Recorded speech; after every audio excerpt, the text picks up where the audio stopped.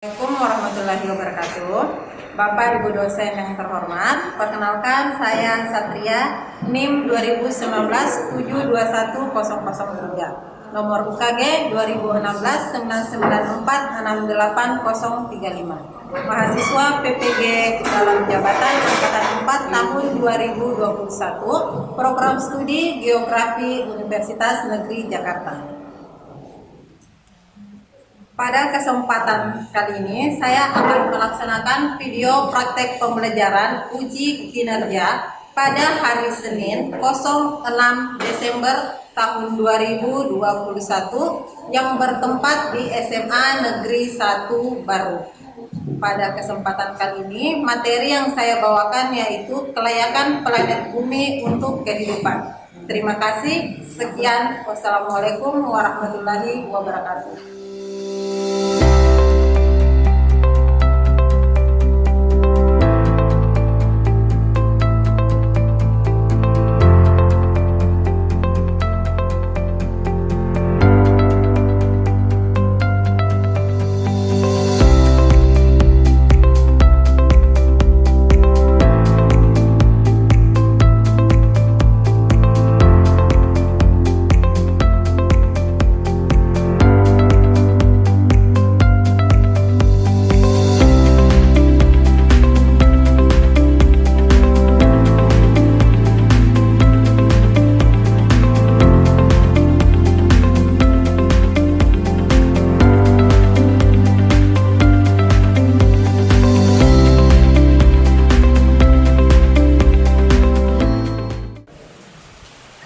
Assalamualaikum.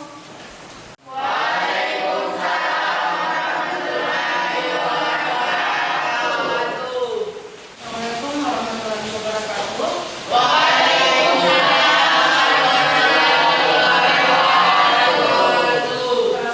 siang.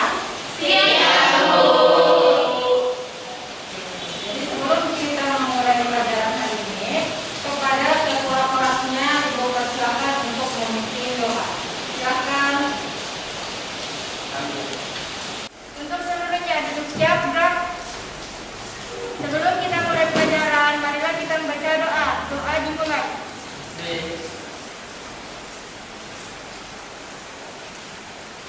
Doa selesai. Terima kasih Arya. Oke. Nah, hari ini siapa temannya yang tidak hadir? Asalina sama Rio. Asalina kenapa? Kalau Rio ini jadi dua-duanya sakit ya? Untuk hari ini kita semuanya pakai masker ya? Jadi maskernya tetap selalu digunakan, jangan dilepas supaya kita terus sehat dan tidak sakit lagi. Supaya ini wabah ini cepat berlalu. Ya?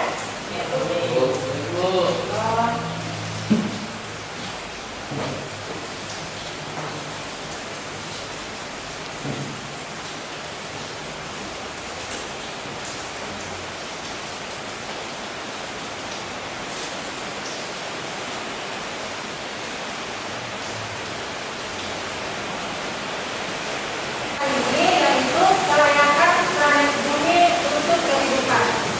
Sebelum kita beralih ke materi ini, ada yang ingat materi kita minggu lalu itu apa? Dampak Wah, hebat, masih ingat materi minggu lalu ya. Nah, karena semua masih ingat, ada yang ingin menjelaskan apa itu dampak rotasi dan revolusi bumi? Ayo angkat tangan. Oke, silakan berikan. Rotasi adalah perputaran bumi terhadap bumi selama 23 jam 59 menit. Adapun dampaknya yaitu pergantian siang dan malam, perbedaan waktu dan peredaran gunung harian matahari. Oke, makasih Rehan atas jawabannya. Ayo siapa lagi? Oke, Ridwan, silakan. Revolusi adalah perputaran bumi mengelilingi matahari selama 365 hari. Dampaknya yaitu perbedaan lamanya siang dan malam, pergantian musim.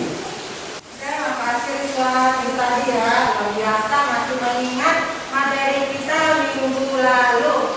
Dan ada pun kompetensi dasar dan IPK kita hari ini, yaitu untuk kompetensi dasarnya itu masih sama seperti yang kemarin-kemarinnya, masih dinamika planet bumi.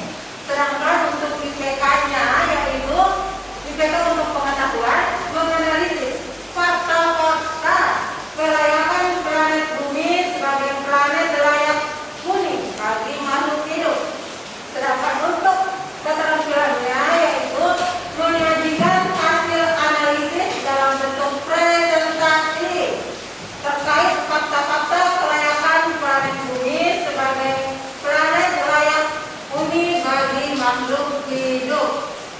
Adapun tujuan pembelajaran kita hari ini adalah melalui model pembelajaran program based learning, peserta didik mampu menganalisis fakta-fakta kelayakan planet bumi sebagai planet layak huni bagi makhluk hidup dan menyajikannya dalam bentuk presentasi dengan kritis, rasa ingin tahu, kolaboratif, dan bertanggung jawab sesuai dengan ajaran agama yang dianutnya.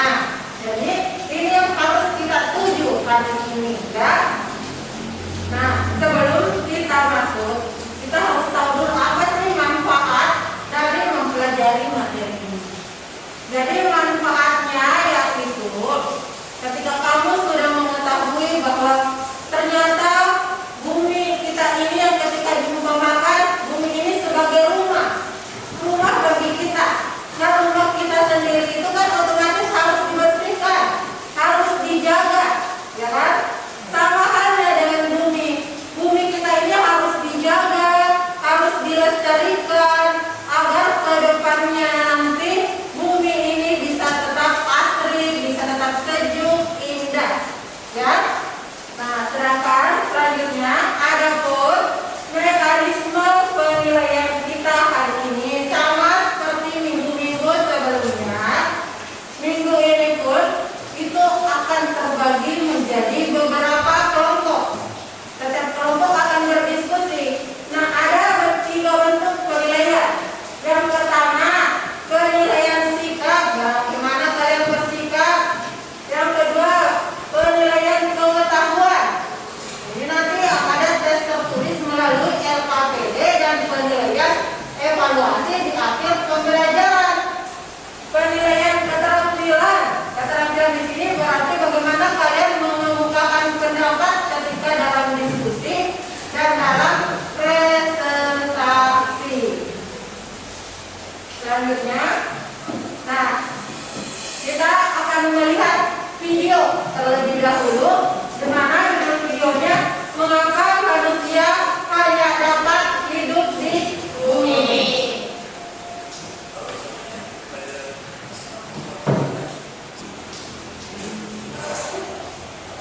Jadi silakan disaksikan ya videonya.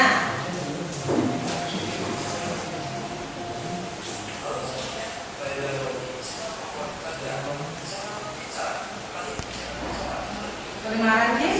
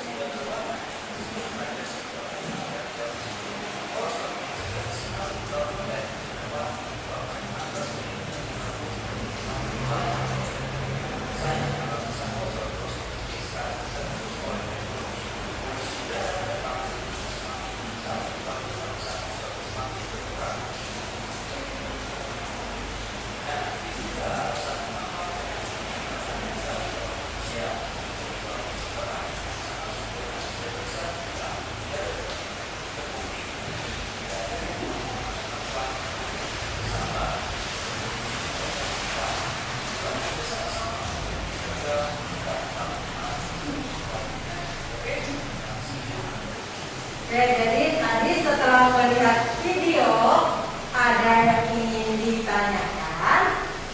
Oke, silakan Sulfika. Ibu jawab dulu nih pertanyaannya. Akan terjadi bila jarak bumi lebih dekat atau lebih jauh daripada matahari dari jarak sekarang ini. Ini yang pertanyaannya tadi Sulfika ya. Apa yang terjadi bila jarak bumi ke matahari lebih dekat atau lebih jauh dari sekarang?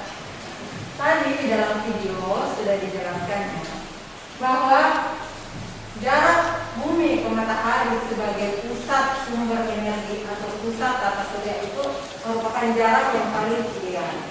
Karena kenapa? Ketika jarak ke matahari itu lebih dekat, maka coba bayangkan air-air yang ada di permukaan bumi ini otomatis akan habis. Habisnya dikarenakan apa? Karena menguap.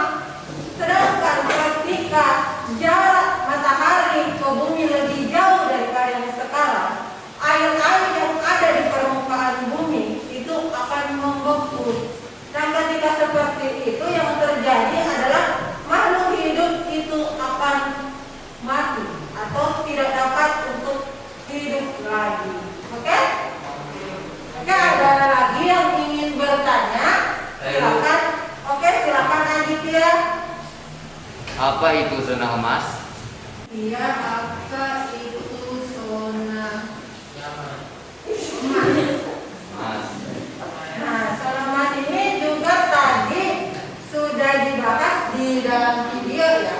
Zona emas ini dikatakan bahwa kenapa bumi dikatakan sebagai atau berada di zona emas, karena bumi berada di posisi yang sangat strategis ini, yang kaitannya tadi nomor 1, yang sangat strategis, sehingga energi-energi alam dan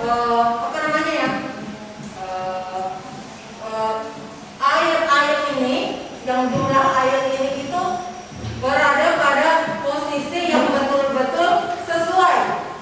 Dan selain itu, yang katakan juga zona emas di sini, paparan sinar matahari yang sampai ke bumi itu juga ideal. Idealnya karena suhu-suhu yang ada di bumi ini merupakan suhu yang sesuai dan dapat dihuni dan dapat ditempati dan dapat diterima oleh manusia. Itu sehingga dikatakan sebagai bumi planet bumi merupakan zona emas. Paham adik? Oke. Ada lagi yang ingin bertanya? Oke, silakan Fikri. Apa penyebab lubang kosong semakin melebar? Ini ya pertanyaannya Fikri. Apa penyebab lubang ozon semakin lebar? Oh, ini tadi yang gambar itu ya, yang setiap tahun, setiap 10 tahun itu sudah ada kelengkapan bahwa lapisan ozon di bumi ini yang dulunya hanya kecil, sekarang sudah melebar. Nah, ini penyebabnya apa? Penyebabnya adalah yang pertama pastinya karena manusia yang aktivitas manusia yang menghasilkan polusi udara sehingga lapisan ozon ini semakin menipis, dan ditambah juga panas bumi yang terus meningkat. Nah, ini semua yang menyebabkan lubang ozon semakin lebar. Jadi penyebabnya kembali kepada aktivitas manusia, penggunaan teknologi oleh manusia. Jadi, wahai manusia, belajarlah untuk mencintai alam, mencintai bumi kita, agar bumi kita ini tetap asri dan dapat ditempati sepanjang tahun-tahun berikutnya. Gimana, Bibi? Ada lagi yang ingin bertanya? Tidak ada. Oke, kalau begitu. Nah, ini ada kelompoknya. Kelompok 1 ada Alia. Kelompok 1 ada Alia, Fikar, Umu, Vivi. Kelompok 2 ada Asrina, ya Asrina sakit ya. Rizwan, Safira, sama Abian. Kelompok 3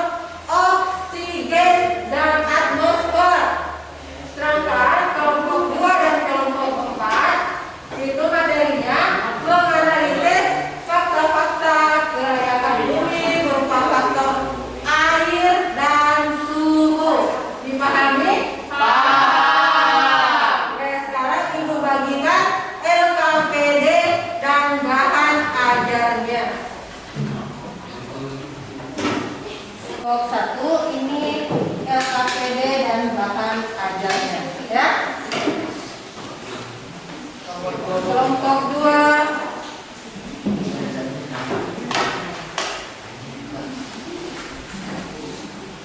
Ini LKPD dan bahan ajarnya. Kelompok 3. Ini LKPD dan ini LKPD bahan ajarnya ya. Dan kelompok 4. Ini LKPD-nya dan ini bahan ajarnya. Oke, silakan dikerjakan. Waktu pengerjaan selama 15 menit. Ingat, tulis nama anggota kelompoknya pada LKPD-nya ya.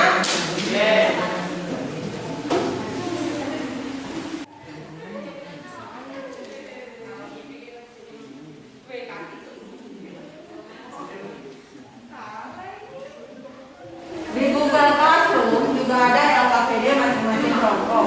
Jadi hari ini kalian lakukan pengerjaan LKPD secara offline dan LKPD secara online. Jadi ada yang menulis di LKPD yang dibagikan dan ada yang menulis di LKPD yang ada di Google Classroom. Oke? Nah sekarang silakan gunakan handphonenya untuk mencari literatur lain yang mungkin ingin kalian temukan. Silakan.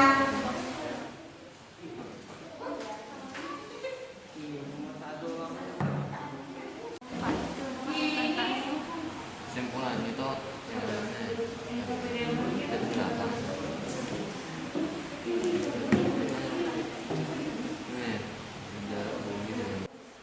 Ini jarak bumi dengan Banyak terdapat.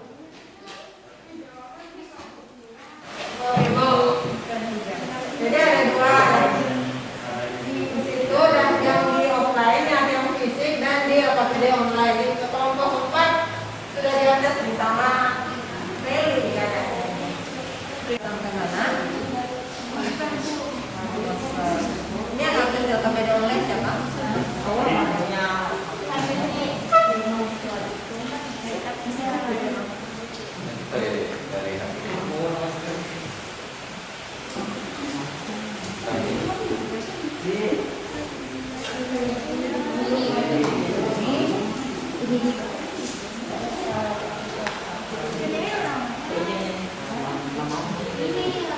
Ingat nama kelompoknya.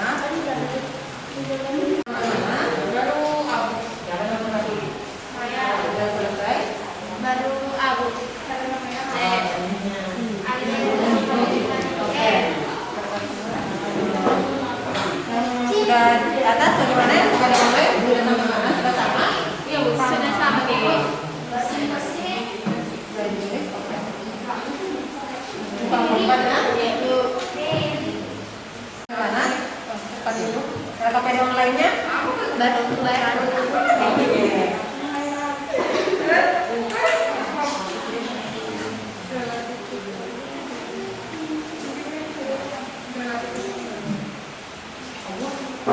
Kerjakan ya.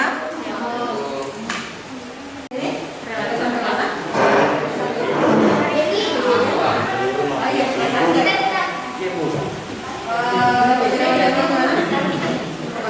ini harus sama ya. Bantuin temannya. Kan teman sendiri.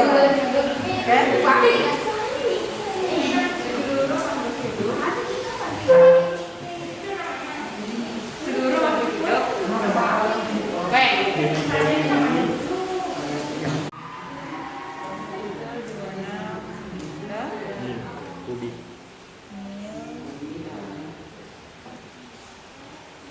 Ayo berdiskusi sisa 5 menit. Ayo kerjasama dengan teman kelompoknya.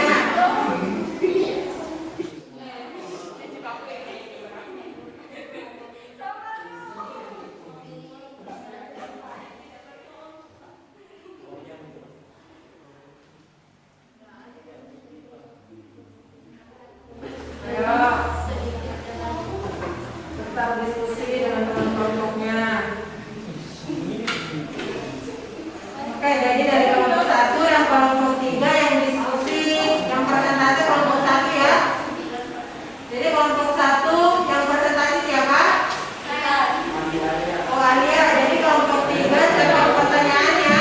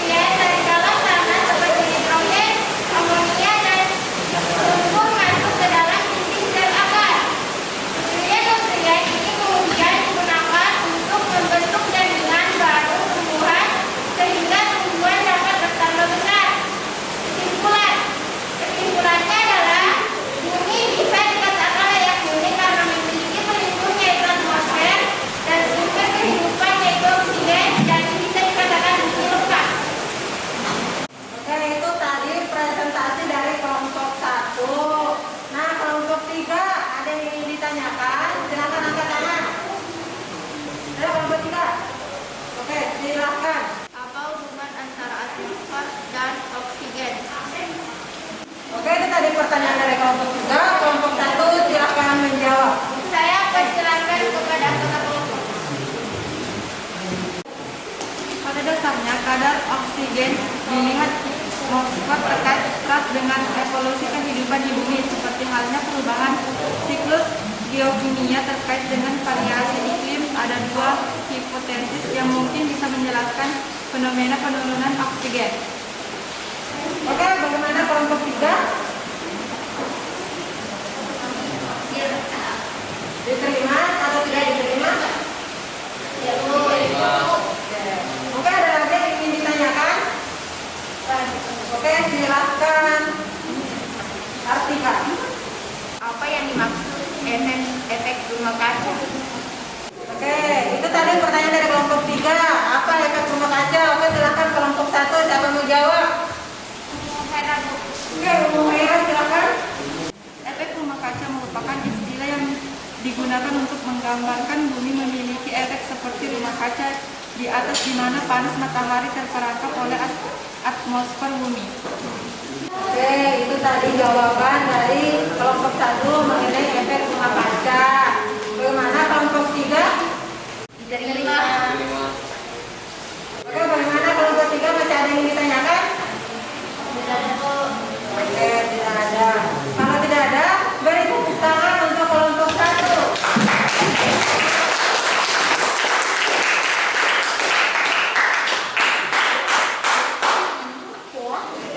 Oke, silakan duduk. Oke, sekarang giliran dari kelompok 4. Silakan Mas Rita.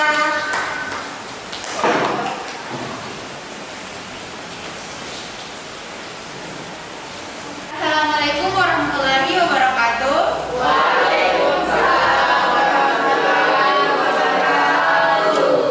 Saya perwakilan dari kelompok 4 yang beranggotakan Mas Ita, Meli, dan Rehan Badar Bahar akan mempresentasikan hasil dari LPPD kelompok kami. Dengan tugasnya yaitu diskusikan dengan teman kelompokmu terkait fakta-fakta kelayakan planet bumi sebagai planet layak huni bagi makhluk hidup dari segi air. Di bumi banyak terdapat sumber air, sekitar 2/3 permukaan bumi ditutupi air. Atmosfer bumi menunjang terjadinya siklus hidrologi yang menghasilkan awan dan hujan. Sehingga dengan adanya siklus hidrologi, volume air di bumi relatif tetap. Seluruh makhluk hidup yang tinggal di bumi membutuhkan air untuk mempertahankan kehidupannya. Jumlah air di bumi diperkirakan mencapai 326 juta mil kubik atau 1,332 miliar kilometer kubik. Jadi masuk akal jika bumi menjadi tempat yang layak untuk dihuni. Dari segi suhu, pusat dan tata surya di mana bumi kita berada adalah matahari. Semakin dekat suatu planet dengan matahari, semakin besar pula energi panas yang diterimanya. Para ilmuwan berpendapat bahwa jarak antara bumi dan matahari sangat ideal, tidak terlalu jauh namun juga tidak terlalu dekat. Hal tersebut mengakibatkan suhu udara di bumi sangat ideal untuk adanya kehidupan. Kesimpulan, dari segi air, bumi layak dihuni karena di bumi terdapat banyak sumber air. Jumlah air di bumi diperkirakan mencapai 326 juta mil kubik. Sedangkan dari segi suhu, bumi layak dihuni karena letak bumi strategis, sehingga suhu udara di bumi sangat ideal untuk kehidupan. Itulah tadi presentasi dari saya. Apabila kelompok 2 ada ditanyakan, silakan bertanya dan akan dijawab oleh teman kelompok saya. Kelompok 2 dipersilakan ketika ada yang ingin ditanyakan kepada kelompok 4. Oke, silakan Safira. Jelaskan keberadaan air di bumi. Pertanyaan dari kelompok 4, jelaskan tentang keberadaan air di bumi. Oke, kepada kelompok 4 silakan. Keberadaan air di bumi merupakan suatu proses alam yang berlanjut dan berputar, sehingga merupakan suatu siklus daur ulang yang lebih dikenal dengan siklus hidrologi, yang dimana apabila hujan maka air dari sebagian akan mengalir dalam tanah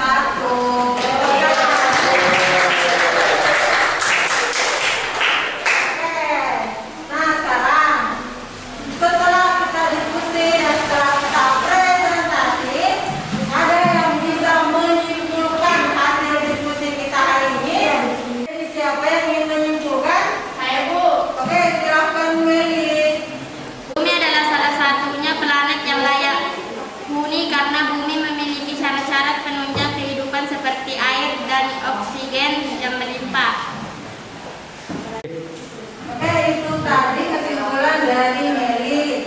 Selain Meli, ada yang ingin menyimpulkan lagi? Oke, silakan umum. Suhu udara di bumi itu ideal untuk kehidupan karena jarak antara bumi dan matahari itu tidak jauh dan tidak dekat sehingga pancaran cahaya dan energi panas yang diterima itu bagus. Oke, itu tadi kesimpulan dari umum. Ada lagi yang ingin menyimpulkan? Ya. Oke, tidak ada. Nah, sebelumnya Ibu mau nanya lagi. Dari materi kita hari ini, dari diskusinya kalian, dari presentasinya kalian, ada yang belum kalian mengerti? Wah, luar biasa. Semuanya mengerti ya? Oke, kalau semuanya mengerti, nah Ibu hanya akan melakukan penguatan materi kepada kalian.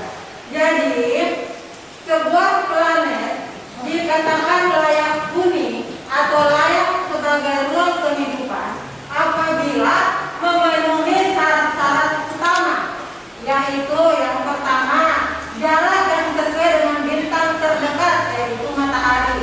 Ini poin pertama, bumi sudah terpenuhi, ya, seperti yang dikatakan tadi, bahwa jarak antara bumi dan matahari itu bisa dikatakan ideal. Terus yang kedua, memiliki medan magnet. Jadi kita punya medan magnet antara bumi dan matahari kita. Terus yang ketiga, memiliki ketebalan atmosfer yang sesuai untuk menunjang kehidupan. Yang keempat, memiliki air dengan komposisi yang sesuai untuk makhluk hidup. Dan yang kelima, memiliki oksigen. Jadi ketika 5 syarat utama ini telah dipenuhi, maka planet itu layak untuk tempat hidupnya makhluk hidup. Oke? Jangan dilupakan ya. Oke, selanjutnya perhatikan tempat duduknya. Atau buka WA grupnya. Kita mulai tulis hari ini. Silakan. Ayo, ayo. Ibu, diri. Oke, kita lihat ini.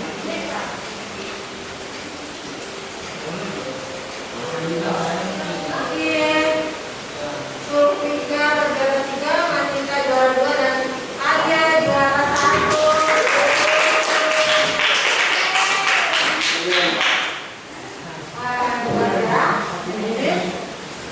Arya dengan 4 benar, Masita 3 benar dan Sulfika 3 benar. Oke. Nah, selanjutnya kuis kita hari ini, maka berakhir pula pembelajaran kita